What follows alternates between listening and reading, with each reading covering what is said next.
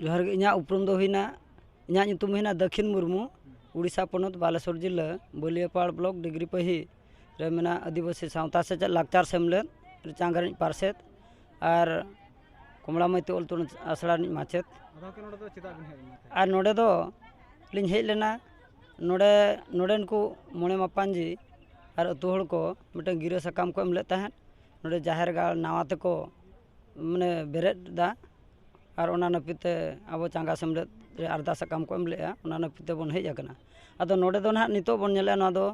अब बालेश्वर जिला सदर ब्लॉक बालेश्वर गिमागड़िया अतु अदो नितो जहू नोडे मजी बाबा प्रदीप बास्के गोराम और नायके ना रघुनाथ मरडी सावते मोणे मापांजी को अतु हड़ को सानाम हड़ के नोडे को जावरा आकना और आले चांगा सेमले रेन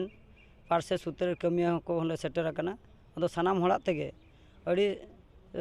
रस्के नापाय तेगे गपार मराव कते नोडे जाहेर गाड़ तेहन बेरेद हुईना आदो जहू नोडे नेलो कना ओके नितो हड़ को ख्रिस्टियान ओकना अड़ी गान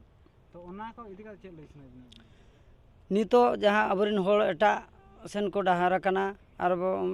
माने एटा सेन को मोहडा कना ओना ना कारण दो हुईना निजेते निजे बाको उरुम कना और माने इᱧᱟ धर्म इᱧा लायलाकचार अरिचली मेना आछे बांगा जुदी मेना खान तिना सोरेसा तिना दाड़ेया तिना केटेज ओना बाको उरुम का आदो गुरु गंके पंडित रघुनाथ मुर्मू लई का जे ओल मेना तमा रोड मेना तमा धर्म मेना तमा आमहो मेनाम ओलेम आदले रे रोड़ेम आदले रे धर्मम आदले रे आमहोम आदो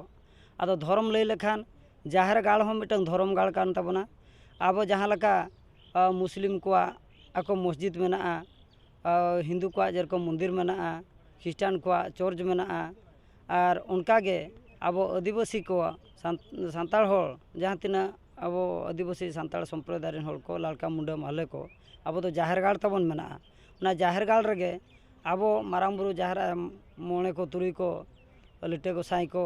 सीमा साड़े बंगा को मेना को और ओंडे के अब दाड़े दो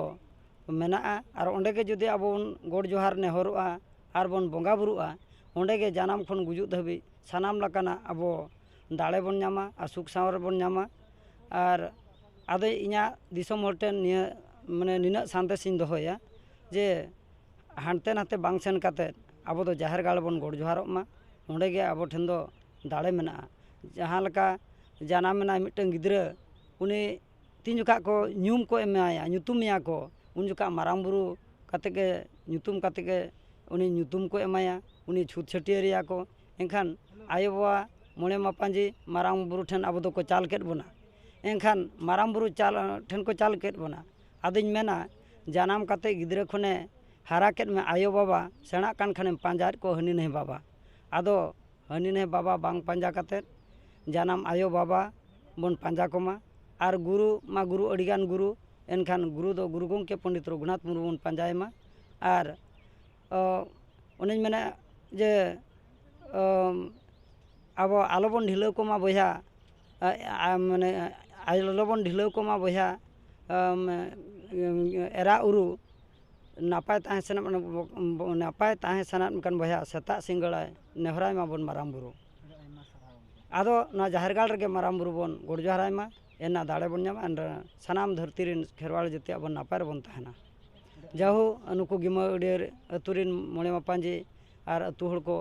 ना अड़ी मोहता को कमी का जोथाता को कमी का